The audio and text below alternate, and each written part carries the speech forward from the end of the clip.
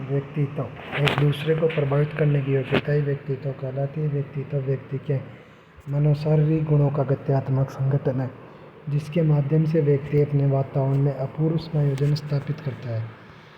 व्यक्तित्व अंग्रेजी के पर्सनालिटी शब्द का हिंदी रूपांतरण है, जिसकी उत्पत्ति लैटिन भाषा के पर्सोना शब्द से होती है, जिसका शाब्दिक अर्थ नकली चेहरा या मुखौटा होता है।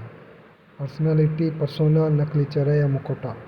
व्यक्तित्व की परिभाषा वॉटसन के अनुसार हम जो कुछ भी करते हैं वही हमारा व्यक्तित्व है। वुडवर्थ के अनुसार व्यक्तित्व व्यक्ति के द्वारा किए जाने वाले व्यवहार के समस्त गुणों का योग है। ओलपोर्ट के अनुसार व्यक्तित्व व्यक्ति के मनोशारीरिक गुणों का गत्यात्मक संगठन है, जिससे व्यक्ति अपने वातावरण में अपूर्व समायोजन स्थापित करता है। बोरिंग मोदे के अनुसार व्यक्तित्व व्यक्ति के वातावरण के साथ अपूर्व एवं स्थायी समायोजन की योग्यता है। रोस या रेक्स के अनुसार समाज द्वारा मान्य एवं अमान्य गुणों का संतुलन ही व्यक्तित्व कहलाता है। वैलेंटाइन के अनुसार व्यक्तित्व व्यक्ति की जन्मजात एवं अर्जित शक्तियों का योग है। मार्टिन प्रिंस के अनुसार व्यक्तित्व व्यक्ति की जन्मजात शारीरिक एवं अर्जित शक्तियों का योग है। व्यक्तित्व का वर्गीकरण पाश्चात्य दृष्टिकोण के अनुसार हिप्पोक्रेटस का वर्गीकरण। सर्वप्रथम व्यक्तित्व का वर्गीकरण करने का श्रेय हिप्पोक्रेटस को ही जाता है। हिप्पोक्रेटस ने अपनी पुस्तक द नेचर ऑफ मैन में संवेग, स्वभाव एवं रक्त के आधार पर व्यक्तित्व के 4 प्रकार बताए। संवेग और स्वभाव एवं रक्त के आधार पर व्यक्तित्व के 4 प्रकार बताए। आशावादी, इसे सैंग्यूइन, जिसमें रक्त लाल होता है। इसमें व्यक्ति क्रमशील, आशावादी, प्रसन्नचित्त और ईमानदार होता है। दूसरी प्रवृत्ति व्यक्ति की क्रोधी होती है, जिससे ओलरिक भी कहते हैं। इसमें पीला पीत होता है। शीघ्र नाराज होने वाला, क्रोधी प्रवृत्ति, झगड़ालू स्वभाव, दूसरों की निंदा करने वाला, स्वयं की निंदा से बचने वाला। मंद, इसे प्लेग्मेटिक या श्लेष्मा भी कहते हैं। इसमें कप पाया जाता है। शांत स्वभाव, आलसी प्रवृत्ति, गुलामी करने वाले और भाग्यवादी होते हैं। उदासीन, इसे मेलनकोलिक भी कहते हैं। इसमें काला पीत पाया जाता है। सदैव तनाव एवं चिंताग्रस्त रहते हैं। दूसरों का सुख इनसे देखा नहीं जाता है। सदैव परेशान रहने वाले व्यक्ति होते हैं। शारीरिक संरचना के आधार पर व्यक्तित्व का वर्गीकरण रोस्टन का वर्गीकरण है। सर्वप्रथम शारीरिक संरचना के आधार पर व्यक्तित्व का वर्गीकरण करने का श्रेय रोस्टन को जाता है तथा रोस्टन ने टर्स में शारीरिक संरचना के आधार पर व्यक्तित्व के 4 प्रकार बताए। परमस्तकीय प्रकार: दुबला पतला, लंबा शरीर, छोटे कंधे, चिड़चिड़ा स्वभाव, झगड़ालू प्रवृत्ति, दूसरों की निंदा करने वाला। और पेशीय प्रकार में लंबा चौड़ा शरीर, लंबी भुजाएं, व्यायाम प्रिय, खिलाड़ी प्रवृत्ति और रोमांस प्रवृत्ति पाई जाती है। पाचक प्रकार: भारी भरकम शरीर, मोटा पेट, खाने पीने के शौकीन, मस्त मौला, घूमना फिरना इनको अच्छा लगता है। बहिर्मुखी व्यक्तित्व होता है। पाचक प्रकार के व्यक्तियों का बहिर्मुख व्यक्तित्व होता है। श्वसन प्रकार: इसमें तीनों की विशेषता पाई जाती है। भायुलों का वर्गीकरण 1909 में शारीरिक संरचना के आधार पर भायुलों ने व्यक्तित्व के 3 प्रकार बताए। माइक्रोस्प्लानिक, दुबला पतला, लंबा शरीर, छोटे कंधे, चिड़चिड़ा स्वभाव, दूसरों की निंदा करने वाला व्यक्ति होता है। नॉर माइक्रोस्प्लानिक, लंबा चौड़ा शरीर, लंबी भुजाएं, व्यायाम प्रिय, खिलाड़ी प्रवृत्ति, रोमांस प्रिय होता है। मैक्रोस्प्लानिक, भारी भरकम शरीर, मोटा पेट, खाने पीने के शौकीन, मस्त मौला, घूमना फिरना इन्हें अच्छा लगता है। क्रेसमर का वर्गीकरण 1926 में क्रेसमर ने शारीरिक संरचना के आधार पर व्यक्तित्व के 4 प्रकार बताए। कर्स्काई, जिसे सिजोआर्ड भी कहते हैं। एस्थेनिक, इसमें दुबला पतला, लंबा शरीर और छोटे कंधे होते हैं। चिड़चिड़ा स्वभाव होता है। दूसरों की निंदा करने वाले और निराशावादी व्यक्ति होते हैं। पुष्टकाई, इसे एथलेटिक भी कहते हैं। इनमें लंबा शरीर होता है। व्यायाम प्रिय होते हैं। खिलाड़ी प्रवृत्ति के, लंबी भुजाएं और चौड़े कंधे होते हैं। स्थूलकाई, इसे पाइकनिक या साइक्लोआड भी कहते हैं। भारी भरकम शरीर होता है इनका, मोटा पेट, खाने पीने के शौकीन और मस्त मोला बहिर्मुखी व्यक्तित्व के होते हैं। मिश्रित काई, इसमें इन्हें डाइप्लास्टिक कहते हैं। इसमें तीनों की विशेषता पाई जाती है। सेल्डन का वर्गीकरण 1904 में आया था। सेल्डन ने शारीरिक संरचना के आधार पर व्यक्तित्व के 3 प्रकार बताए थे एवं 1 से 7 तक की सारणी में व्यक्तित्व का अनुपात बताया है। लंबा कर्तिक, एक्टोमॉर्फिक, ये इसे सेरिब्रोटोनिया भी कहते हैं। दुबला पतला लंबा शरीर होता है, चिड़चिड़ा स्वभाव होता है, दूसरों की निंदा करने वाले, झगड़ालू प्रवृत्ति के होते हैं। सेल्डन ने लंबा कर्तिक के व्यक्तित्व का अनुपात 1:1:7 बताया। आयताकृतिक अनुपात, इसे मेसोमॉर्फिक भी कहते हैं।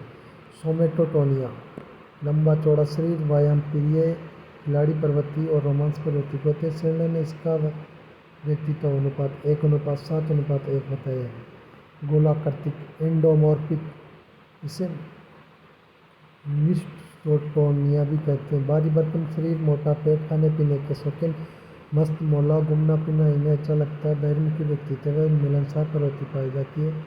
सेल्डन ने इनका व्यक्तित्व अनुपात 7:1:1 बताया। सेल्डन के अनुसार श्रेष्ठ व्यक्ति के व्यक्तित्व का अनुपात 4:4:4 बताया तथा सामान्य व्यक्ति के व्यक्तित्व का अनुपात 4:4:1 बताया। स्प्रिंगर का वर्गीकरण, स्प्रिंगर ने समाजशास्त्रीय गुणों के आधार पर अपनी पुस्तक टाइप्स ऑफ मैन में व्यक्तित्व के 6 प्रकार बताए। धार्मिक प्रवृत्ति, इस प्रवृत्ति के लोग धर्म एवं ईश्वर में विश्वास रखते हैं तथा ये सभी का भला चाहते हैं। ये आध्यात्मिक प्रवृत्ति के होते हैं, साधु, संत, योगी, सन्यासी। आर्थिक प्रवृत्ति के लोग, इस प्रवृत्ति के लोगों का प्रमुख उद्देश्य धन या लाभ कमाने से होता है, दुकानदार, व्यापारी और उद्योगपति। सामाजिक प्रवृत्ति के लोग, इस प्रवृत्ति के लोगों का प्रमुख उद्देश्य समाज सेवा करने से होता है तथा इस प्रवृत्ति के लोग समाज सेवा करना अपना प्रमुख धर्म समझते हैं। समाज सेवक, सामाजिक कार्यकर्ता, समाज का अध्यक्ष और समाज सुधारक इस श्रेणी में आते हैं। राजनीतिक प्रवृत्ति का व्यक्तित्व, इस प्रवृत्ति के लोगों का प्रमुख उद्देश्य राजनीति करने से होता है। ये सत्ता विभाजन के लिए कार्य करते हैं, राजनेता, मंत्री और संतरी। सैद्धांतिक प्रवृत्ति का व्यक्तित्व, इस प्रवृत्ति के लोग किसी नियम सिद्धांत के आधार पर कार्य करते हैं। ये सत्य के उपासक होते हैं, गणितज्ञ, वैज्ञानिक और मनोवैज्ञानिक। कलात्मक प्रवृत्ति के लोग, इस प्रवृत्ति के लोग प्रत्येक विषय वस्तु में नवीन विशेषता उत्पन्न करने का कार्य रखते हैं, चित्रकार, मूर्तिकार, नर्तककार और संगीतकार और कहानीकार। कार्ल यूंग का वर्गीकरण, कार्ल यूंग की पुस्तकें the red book, the memories, dreams and reflections, the unconscious mind, the modern man, search in of the soul, the psychological times. Carl Jung ने मनोसामाजिक गुणों के आधार पर व्यक्तित्व के 2 प्रकार बताए, अंतर्मुखी व्यक्तित्व और बहिर्मुखी व्यक्तित्व। अंतर्मुखी व्यक्तित्व में संकालु और शर्मीले व्यक्ति होते हैं, इन्हें ये एकांत प्रिय होते हैं, असामाजिक प्रवृत्ति के होते हैं, मित्रों की संख्या कम होती है, इनके समायोजन करने में अक्षम होते हैं और स्वार्थी प्रवृत्ति के होते हैं। बहिर्मुखी के वाचाल होते हैं, मित्रों की संख्या अधिक होती है, समायोजन करने में सक्षम होते हैं, साहसी, ईमानदार और सहयोगी होते हैं। याकोर व नेमेन ने अंतर्मुखी और बहिर्मुखी के मध्य एक तीसरा प्रकार और बताया जिसे उभयमुखी कहा जाता है तथा एक वक्र रेखा का भी निर्माण किया है। उभयमुखी प्रवृत्ति के लोग समय परिस्थिति के अनुसार अपने व्यवहार का संचालन करते हैं। कार्ल यूंग ने व्यक्ति के व्यक्तित्व का निर्धारण करते समय मन के 2 भाग बताए, चेतन मन और अचेतन मन। अचेतन मन के 2 भाग है, व्यक्तिगत चेतन मन और सामूहिक चेतन मन। व्यक्तिगत चेतन मन, मन के इस भाग में स्वयं की भूली बिसरी यादों, पूर्व अनुभवगत अनुभूतियों, स्वयं के निजी नियमों या सिद्धांतों को शामिल करता है। और सामूहिक चेतन मन के इस भाग में समाज एवं पूर्वजों की भूली बिसरी यादों, परंपराओं, मान्यताओं, सभ्यता, संस्कृतिगत अनुभूति एवं पूर्व अनुभव एवं पौराणिक मान्यताओं को शामिल करता है। कैनन का वर्गीकरण, कैनन ने अंतःस्रावी ग्रंथियों के आधार पर व्यक्तित्व के 7 प्रकार बताए। पहला, प्रभावक, हाइपरथायराइड, प्रभावशाली व्यक्तित्व, चतुर, चालाक, बुद्धिमान, दूसरों पर रौब जमाने का कार्य करता है। शिथिल, हाइपोथायराइड, आलसी, कमजोर, डरपोक, गुलामी करने वाले और मंदबुद्धि होते हैं। परिवर्तनशील या हाइपर पिट्यूरी या हाइपोपिट्यूरी। इनका लंबा शरीर, असंतुलित मांसपेशियां, नाटा या बौना, मंदबुद्धि और आलसी होते हैं। कुटिल या पैराथायराइड विश्वासघाती होते हैं, चापलूस प्रवृत्ति के होते हैं, ईर्ष्या संवेग की अधिकता, झगड़ालू प्रवृत्ति के होते हैं। पूर्व परिपक्व या हाइपर एड्रिनल, मोटी खाल, मोटे दांत, पूरे शरीर पर बाल। हाइपो एड्रिनल, पतली चमड़ी और नाजुक बदन। हाइपर एक्टिव यौन गोनाड्स, कामुकता की अधिकता होती है, शीघ्र नाराज होने वाले होते हैं। हाइपो एक्टिव यौन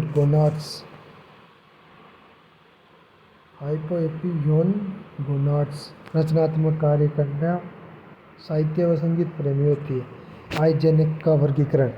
आइजेनेक ने आनुवंशिकता एवं जैविक कारकों के आधार पर व्यक्तित्व के 3 प्रकार बताए हैं। अंतर्मुखता, बहिर्मुखता। आइजेनिक के अनुसार प्रत्येक व्यक्ति के व्यक्तित्व के 2 छोर होते हैं। जब व्यक्ति एक छोर पर अंतर्मुखता में से प्रभावित होता है तो वह एकांत प्रिय एवं असामाजिक व्यवहार प्रकट करता है, तथा दूसरे छोर पर बहिर्मुखता के कारण व्यक्ति असामाजिक व्यवहार प्रकट करता है और सभी से मिलना जुलना पसंद करता है। तंत्रिका ताप बनाम स्थिरता। आइजेनेक के अनुसार जब व्यक्ति एक छोर पर तंत्रिका ताप से ग्रसित होता है तो वह अति संवेदनशील, चिड़चिड़ा एवं बेचैनीपूर्ण व्यवहार प्रकट करता है, तथा इसके विपरीत दूसरे छोर पर स्थिरता के कारण व्यक्ति आत्मसंयम एवं आत्मनियंत्रण का व्यवहार प्रकट करता है। मनोविकृति बनाम नैतिकता। आइजेनेक के अनुसार जब व्यक्ति एक छोर पर मनोविकृति से ग्रसित होता है तो वह असंवेदनशील, अल्पसमर्थी एवं असामाजिक गतिविधियों में भाग लेता है, तथा इसके विपरीत दूसरे छोर पर नैतिकता के कारण व्यक्ति समाज मूलक एवं आदर्श मूलक व्यवहार प्रकट करता है। थॉर्नडाइक का वर्गीकरण। थॉर्नडाइक ने विचार एवं चिंतन के आधार पर व्यक्तित्व के 3 प्रकार बताए। प्रत्यय विचारक, इस प्रवृत्ति के लोग किसी भी विषय वस्तु की गहराई में जाकर विचार या चिंतन नहीं करते हैं, जैसे राजनेता एवं पत्रकार। गहन विचारक, इस व्यक्तित्व के लोग प्रत्येक विषय वस्तु की गहराई में जाकर विचार एवं चिंतन करते हैं। गणितज्ञ, वैज्ञानिक और मनोवैज्ञानिक होते हैं। स्थूल विचारक, इस प्रवृत्ति के लोग प्रत्यक्ष विषय वस्तु होने पर ही विचार या चिंतन करते हैं। न्यायमूर्ति, भारतीय दृष्टिकोण के अनुसार व्यक्तित्व का वर्गीकरण। गीतासार के अनुसार व्यक्तित्व का वर्गीकरण। गीता में कार्यों एवं गुणों के आधार पर व्यक्तित्व के 3 प्रकार बताए। सतोगुण, सात्विक, ये सफेद होता है, ईश्वर व धर्म में विश्वास करने वाले लोग होते हैं, सभी का भला चाहने वाले होते हैं, आध्यात्मिक प्रवृत्ति के लोग होते हैं, साधु, संत, योगी, सन्यासी, बाबा। रजोगुण, ये राजसिक प्रवृत्ति होती है, इसमें लाल को महत्व दिया गया है। ये सत्ता प्राप्ति के लिए कार्य करते हैं, ये सत्ता प्राप्ति हेतु हिंसा भी कर सकते हैं। ये भोग विलासी होते हैं, सेठ, साहूकार, राजा, राजनेता। तमोगुण या तामस, इसमें काला प्रधान होता है, ये मन के काले होते हैं, ये दूसरों का भी सुख नहीं देख सकते हैं, ये दूसरों का धन हड़पना चाहते हैं। एग्जाम्पल, नौकर, चोर, दास, गुलाम। चरक संहिता के अनुसार, चरक संहिता के आधार पर व्यक्तित्व का वर्गीकरण। चरक संहिता में विकार या रोग दोषों के आधार पर व्यक्तित्व के 3 प्रकार बताएंगे। वात, वायु और आकाश। भारी भरकम शरीर होता है, मोटा पेट, खाने पीने के शौकीन होते हैं, मस्त मौला, घूमना फिरना इन्हें अच्छा लगता है। विकार श्वास की वायु से ग्रसित होते हैं। पीत, वायु प्लस अग्नि। लंबा चौड़ा शरीर, लंबी भुजाएं, व्यायाम प्रिय खिलाड़ी प्रवृत्ति, इन्हें मांसपेशियों एवं जोड़ों के दर्द से ग्रसित होते हैं। कफ, पृथ्वी और जल। दुबला पतला लंबा शरीर, छोटे कंधे, चिड़चिड़ा स्वभाव, दूसरों की निंदा करने वाले होते हैं, काली व कुकर काशी से ग्रसित होते हैं। व्यक्तित्व के प्रमुख सिद्धांत। पहला, मनोविश्लेषणात्मक विकास सिद्धांत। ये सिगमंड फ्राइड ने सिद्धांत दिया था। सिगमंड फ्राइड वियना, ऑस्ट्रेलिया के, इन्होंने सन 1900 में मनोविश्लेषणात्मक विकास सिद्धांत दिया था। सिगमंड फ्राइड के अनुसार व्यक्ति का प्रत्येक कार्य अचेतन मन के माध्यम से प्रारंभ होता है, तथा व्यक्ति कार्य करते समय चेतन मन में होता है, और व्यक्ति को जीवन में मिलने वाली असफलताएं अर्धचेतन मन के माध्यम से प्राप्त होती है। सिगमंड फ्राइड ने मन के 3 भागों का विश्लेषणात्मक अध्ययन किया, अतः इसे मनोविश्लेषणात्मक सिद्धांत के नाम से जाना जाता है। चेतन मन, मस्तिष्क की जागृत अवस्था चेतन मन कहलाती है, या मन का वह भाग जो अपना ध्यान विषय वस्तु पर केंद्रित करता है चेतन मन कहलाता है। सिगमंड फ्राइड के अनुसार व्यक्ति कार्य करते समय सदैव चेतन मन में होता है। सिगमंड फ्राइड ने चेतन मन का कुल भाग 1/10वां भाग या 10% भाग बताया। अचेतन मन दमित इच्छाओं, आवश्यकताओं, सौपन एवं कुंठाओं व दुश्चिंताओं का भंडार ग्रह। मन का वह भाग जो अपना ध्यान विषय वस्तु पर केंद्रित न कर बाह्य जगत में विचरण करता हो अचेतन मन कहलाता है। सिगमंड फ्राइड के अनुसार व्यक्ति का प्रत्येक कार्य अचेतन मन के माध्यम से प्रारंभ होता है। सिगमंड फ्राइड ने अचेतन मन का कुल भाग 9/10वां भाग या 90% बताया है। सिगमंड फ्राइड के अनुसार व्यक्ति की बुद्धि का संबंध अचेतन मन से होता है। अर्धचेतन मन पूर्व में सीखी गई विषय वस्तु का समय पर ध्यान में आना और कुछ बाधाओं के बाद में आना ही अर्धचेतन मन कहलाता है। परीक्षा समाप्ति के बाद सही उत्तर का याद आना। सिगमंड फ्राइड ने व्यक्ति के मन के भागों की तुलना बर्फ के टुकड़े से की है। सिगमंड फ्राइड ने अपने सिद्धांत का प्रतिपादन करते समय चेतन मन के निम्न तत्व बताए जिससे व्यक्ति के व्यक्तित्व का निर्धारण होता है। चेतन मन के 3 तत्व होते हैं, इदम, अचेतन मन। इदम में अचेतन मन पाया जाता है। व्यक्ति का प्रत्येक कार्य मन के इसी भाग में प्रारंभ होता है। मन के इस भाग में काम वासना की अधिकता होती है। मन का यह भाग भोग विलासी होता है, इसे मन का राजा कहते हैं। मन के इस भाग में पशु प्रवृत्ति पाई जाती है, यह व्यक्ति को अच्छे कार्यों से बुरे कार्यों की ओर ले जाता है। कीड़ को निरंकुशवादी सिद्धांत भी कहा जाता है, इसे सुखेप्सा सिद्धांत भी कहते हैं। मन का यह भाग वर्तमान समाज के प्रचलित नियमों का उल्लंघन कर खाओ पियो व मौज करो की दशा का पालन करता है, इसे स्वायत्तता की दशा भी कहते हैं। मन का यह भाग व्यक्ति के कुप्रबंधन एवं पतन का कारण बनता है। ईगो या अहम, अहम चेतन मन। ईगो ईड व सुपर ईगो के मध्य संतुलन स्थापित करता है। ईगो ईड पर आच्छाद या नियंत्रण रखता है, जिससे दबाव की स्थिति उत्पन्न होती है। ईगो को मन का वकील भी कहते हैं, इसे समायोजन की दशा भी कहते हैं। ये कार्य की वास्तविकता का परिचायक माना जाता है। व्यक्ति को जीवन में मिलने वाली पहचान प्रसिद्धि ईगो द्वारा मिलती है। जिस व्यक्ति का ईगो शक्तिशाली प्रभावशाली होता है उसका व्यक्तित्व भी शक्तिशाली या प्रभावशाली होता है। जब ईगो में ईड व सुपर ईगो के मध्य संतुलन की स्थिति होती है तब व्यक्ति का व्यक्तित्व भी संतुलन व्यक्तित्व कहलाता है। सुपर ईगो या प्राअहम अर्धचेतन मन में होता है। ये मन के इस भाग में नैतिकता एवं आदर्शों की अधिकता होती है। इस कारण इसे आदर्शवादी सिद्धांत भी कहते हैं। बालक को नैतिकता के गुण माता पिता व शिक्षकों से ग्रसित से प्राप्त होते हैं। ये करो ये ना करो। मन के इस भाग का संबंध जन कल्याण लोक कल्याण से होता है, अतः इसे लोक कल्याण की दशा भी कहते हैं। अर्धचेतन मन को सुलभ समर्थी या प्राप्य समर्थी भी कहते हैं। मनोलैंगिक विकास का सिद्धांत सिगमंड फ्राइड बाल विकास का आधार लैंगिक ऊर्जा या कामुकता को मानता था। अतः सिगमंड फ्राइड ने लिखा कि शैशवावस्था में भी बालक बालिकाओं में कामुकता की भावना पाई जाती है, परंतु बालकों की बातें उसे वयस्कों की बातें उसे प्रकट करने की क्षमता उनमें नहीं होती है। सिगमंड फ्राइड दुनिया के एकमात्र ऐसे मनोवैज्ञानिक थे जो शैशवावस्था में बालिकाओं में कामुकता की भावना को स्वीकार करते थे। सिगमंड फ्राइड ने लैंगिक ऊर्जा या कामुकता को लिबिडो नाम दिया है। सिगमंड फ्राइड ने मनोलैंगिक विकास की 5 अवस्थाएं बताई है। मुख्यावस्था ये 0 से 1 वर्ष की होती है। सिगमंड फ्राइड के अनुसार इस अवस्था में लैंगिक ऊर्जा बालक बालिकाओं के मुख में निवास करती है, अतः इस अवस्था में बालक प्रत्येक वस्तु को चूसने, काटने व निगलने का कार्य करता है। गुद्धावस्था ये 1 से 3 वर्ष के मध्य होती है।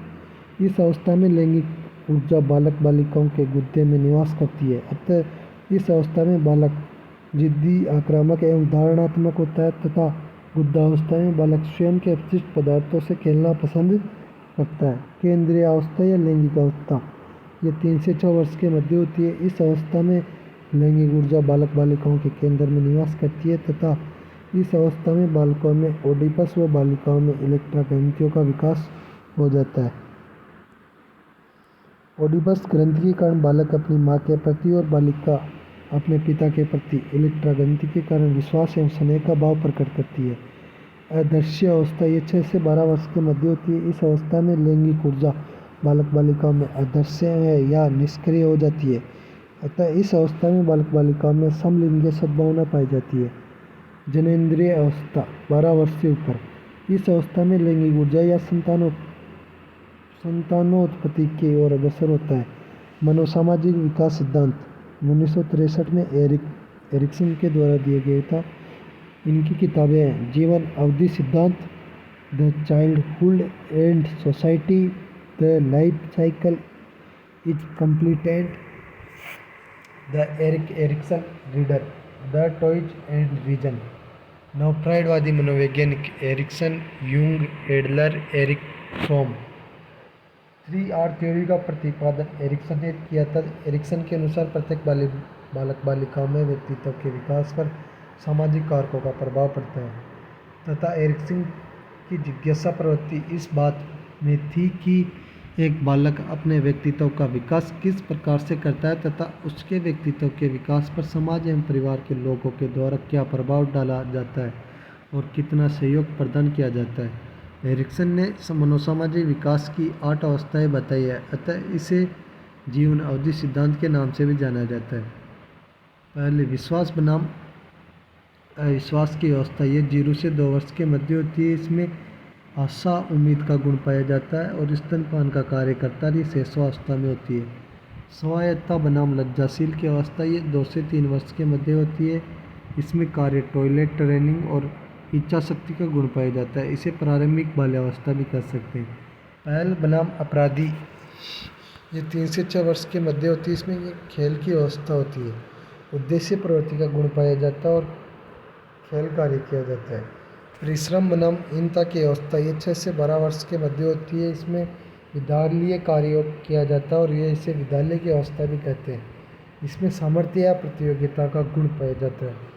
पहचान बनाम द्वंद्व की अवस्था 13 से 18 वर्ष के मध्य होती है। इसमें कार्य करते हुए निष्ठा का होता है और सामाजिक या स्व पहचान का गुण पाया जाता है। ये किशोरावस्था में पाई जाती है।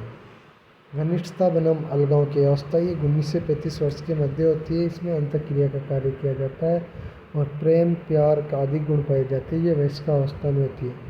उत्पादकता बनाम निष्क्रियता की अवस्था ये 36 से 65 वर्ष के मध्य होती है। इसमें जन कल्याण का कार्य किया जाता है और इसमें देखभाल का गुण किया जाता है। यह तरुणावस्था होती है। संपूर्णता बनाम नैराश्य की अवस्था 65 वर्ष से ऊपर की होती है। इसमें कार्य आत्म प्रकाश का होता है, बुद्धिमत्ता का गुण पाया जाता है और परिपक्वता होती है। विश्वास बनाम अविश्वास की अवस्था 0 से 2 वर्ष। इस अवस्था में जब माता पिता या एवं परिवार के सदस्यों द्वारा बालक बालिकाओं को अच्छे से ध्यान रखा जाता है, समय पर आवश्यकता की पूर्ति की जाती है। अगर माँ समय पर स्तनपान करवाती है तो बालक में माता पिता एवं परिवारों के सदस्यों के प्रति विश्वास का भाव जागृत होता है तथा इसके विपरीत जब माता पिता एवं परिवार के सदस्यों द्वारा बालक का अच्छे से ध्यान न रखा जाता हो, समय पर आवश्यकता की पूर्ति न की जाती हो तो बालक में माता पिता एवं परिवार के सदस्यों के प्रति अविश्वास का भाव जागृत होता है। अतः जब बालक दोनों स्थितियों की मध्य की समस्याओं का समाधान कर लेता है तो उसमें आशा या उम्मीद नामक मनोसामाजिक गुण पैदा होता है तथा इस अवस्था का प्रमुख कार्य स्तनपान माना जाता है। स्वायत्तता बनाम लज्जाशीलता की अवस्था यह 2 से 3 वर्ष के मध्य होती है। इस अवस्था में बालक बालिकाओं के द्वारा कई प्रकार के कार्यों को स्वतंत्र रूप से करना प्रारंभ कर दिया जाता है। अतः ऐसी स्थिति में माता पिता द्वारा बालक बालिकाओं को कार्य करने के लिए प्रोत्साहित किया जाना चाहिए, अन्यथा बालक बालिकाओं के मन में प्रत्येक कार्य के प्रति लज्जाशीलता या संदेह का भाव विकसित हो जाता है। अतः जब बालक दोनों स्थितियों के मध्य की समस्याओं का समाधान कर लेता है तो उसमें इच्छा शक्ति नामक मनोसामाजिक गुण पैदा होता है तथा इस अवस्था का मुख्य कार्य टॉयलेट ट्रेनिंग माना जाता है। पहल बनाम अपराध की अवस्था ये 3 से 6 वर्ष के मध्य होती है।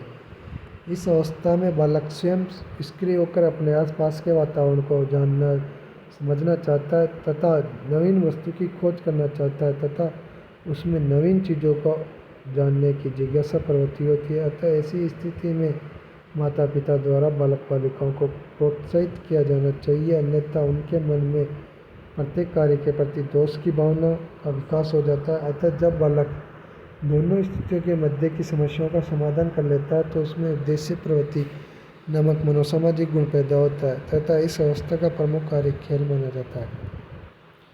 परिश्रम बनाम हीनता की अवस्था 6 से 12 वर्ष के मध्य होती है। इस अवस्था में बालक बालिकाओं के द्वारा कई प्रकार के विद्यालय कार्यों को करना प्रारंभ कर दिया जाता है तथा कई बार उसे उन कार्यों में असफलताएं भी प्राप्त हो जाती है। अतः ऐसी स्थिति में माता पिता द्वारा बालक बालिकाओं को कार्य करने के लिए प्रोत्साहित किया जाना चाहिए। मानसिक रूप से उसे मनोबल प्रदान किया जाना चाहिए, अन्यथा बालक बालिकाओं के मन में प्रत्येक कार्य के प्रति हीनता का भाव विकसित हो जाता है। अतः जब बालक दोनों स्थितियों के मध्य की समस्याओं का समाधान कर लेता है तो उसमें सामर्थ्य नामक मनोसामाजिक गुण पैदा होता है तथा इस अवस्था का प्रमुख कार्य विद्यालय कार्य माना जाता है। पहचान भूमिका बनाम धुंध की अवस्था 13 से 18 वर्ष के मध्य होती है।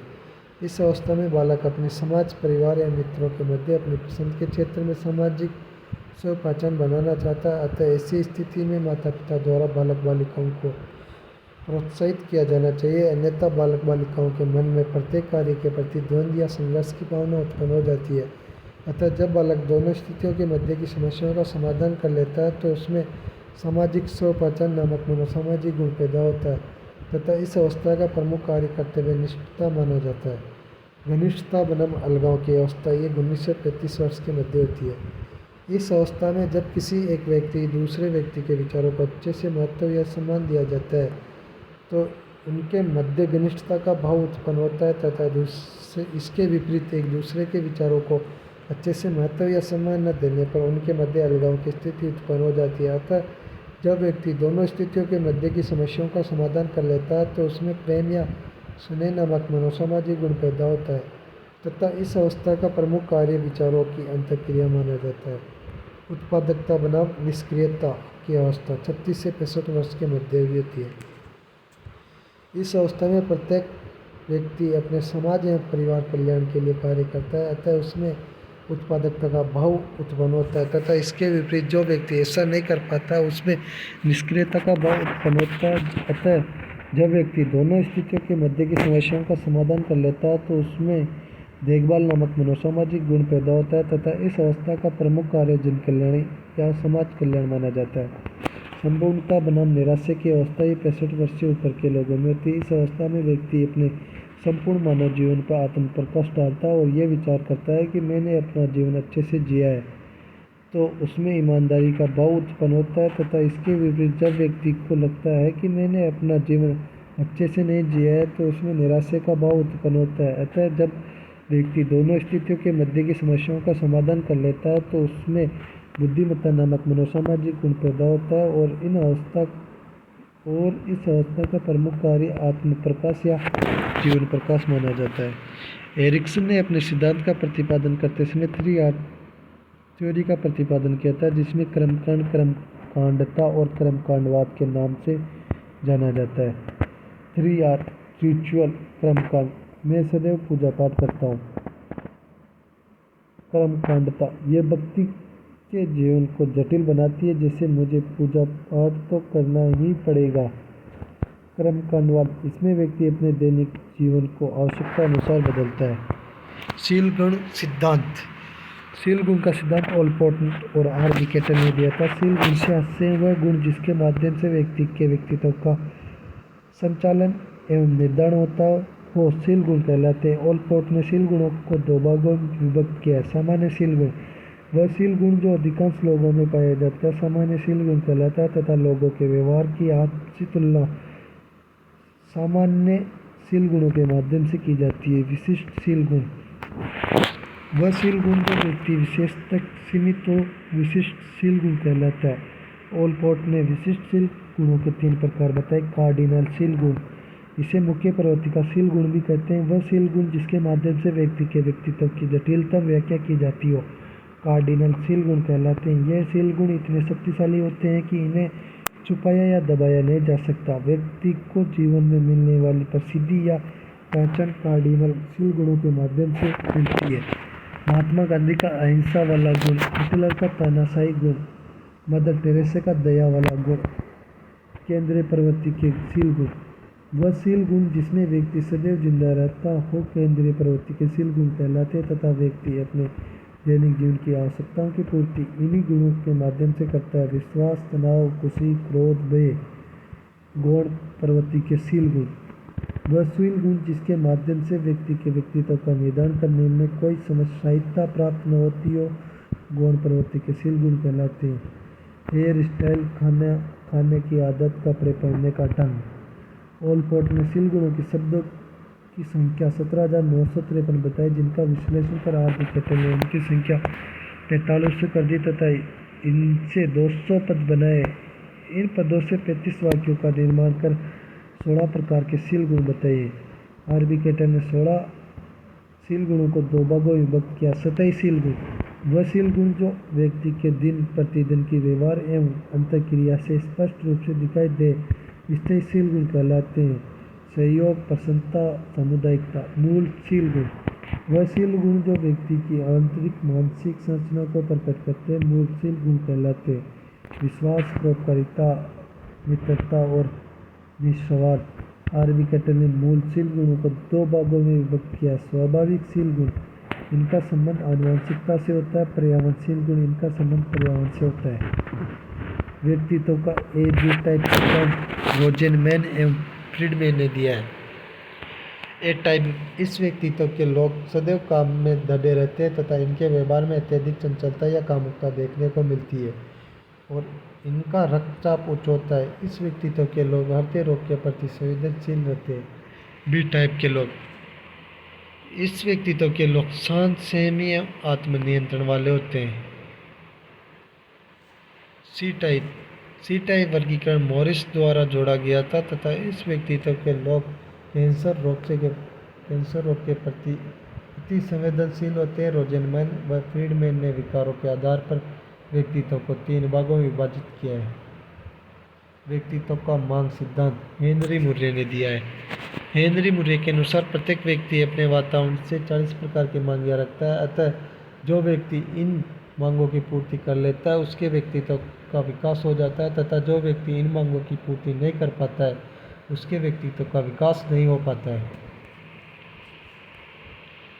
व्यक्तित्व का संज्ञानात्मक सिद्धांत जॉर्ज केली का है। व्यक्तित्व का आत्म सिद्धांत कॉल रोजर्स का है। व्यक्तित्व का विश्लेषणात्मक सिद्धांत कॉर्ल युंग का है। व्यक्तित्व का कारक सिद्धांत आर.बी. कैटल का। व्यक्तित्व का प्रकार सिद्धांत शेल्डन महोदय का है। व्यक्तित्व का साचर्य सिद्धांत एलेक्जेंडर बेन का है। व्यक्तित्व मापन की प्रमुख विधियाँ अप्रक्षेपी विधियाँ चेतन मन की होती है। आत्मनिष्ठ विधियाँ और वस्तुनिष्ठ विधियाँ। आत्मनिष्ठ विधियों में आत्मकथा, जीवन इतिहास विधि ये टाइडमैन ने दी थी। साक्षात्कार और जॉन डार्ले पर्सनालिटी विधि वुडवर्थ ने दी थी। वस्तुनिष्ठ विधियों में निरीक्षण विधि, समाजमिति विधि जे.बी. मोरेनो ने दी थी। समवर्ती आरेख और रेटिंग स्केल आदि आते हैं। प्रक्षेपी विधियाँ अचेतन मन, बाल प्रसंग परीक्षण CAT ये 3 से 11 वर्ष के मध्य के होते हैं। इसका निर्माण 1948 में हुआ था और इसका भारतीयकरण 1954 में किया गया। उमा चौधरी द्वारा इसका भारतीयकरण किया गया था 1954 में और इसका निर्माण ओलपोर्ट बेलेक ने किया था। इसमें 10 कार्ड होते हैं जिन पर जानवरों के चित्र बने होते हैं। ऐसा ये एकमात्र परीक्षण है। प्रसंगात्मक बोध परीक्षण टेट ये 14 वर्ष के बालिकों के लिए उपयोगी है। इसका निर्माण 1925 में मॉर्गन मुर्रे के द्वारा किया गया था। इसमें 30+1 रिक्त कार्ड होता है। 10 कार्ड पुरुषों के होते हैं, 10 कार्ड मिश्रित होते हैं, 10 कार्ड महिलाओं के होते हैं। टेट परीक्षण में बालक को 30 कार्ड देकर रिक्त कार्ड को अपने विचार या कहानी कथानक संप्रत्यक्षण परीक्षण भी करते हैं। शाही डब्बा परीक्षण IBT ये 14 से 72 वर्ष के लोगों के लिए है। इसका निर्माता हरमन रोसा है जिसने 1921 में बनाया था। इसमें 10 कार्ड होते हैं जिसमें से 5 कार्ड काले, 3 कार्ड रंगीन और 2 कार्ड भूरे व सफ़ेद होते हैं। वाक्य पूर्ति परीक्षण SCT इसके निर्माता पाइन व टेंडलर है। 1930 में इसका निर्माण किया था। इसमें 20 से 50 तक वाक्यों की पूर्ति की जाती है। शब्द पूर्ति परीक्षण WCT ये 1879 में फ्रांसिस गाल्टन के द्वारा निर्माण किया गया। इसमें 50 से 100 शब्दों की पूर्ति की जाती है। व्यक्तित्व को प्रभावित करने वाले कारक। जैविक कारक में आनुवंशिकता, शारीरिक संरचना, तंत्रिका तंत्र, अंतःस्रावी ग्रंथियाँ। अंतःस्रावी ग्रंथियों में पीयूष ग्रंथि, थायराइड ग्रंथि, एड्रिनल ग्रंथि और जननांग ग्रंथि होती है। मनोवैज्ञानिक कारक। मनोवैज्ञानिक कारक में उपलब्धि, अभिप्रेरणा, रुचि, समायोजन, आवश्यकता, संवेग पाए जाते हैं। और वातावरणीय कारक में भौगोलिक वातावरण, सामाजिक वातावरण, सांस्कृतिक वातावरण, राजनीतिक और धार्मिक वातावरण होता है। अभिप्रेरणा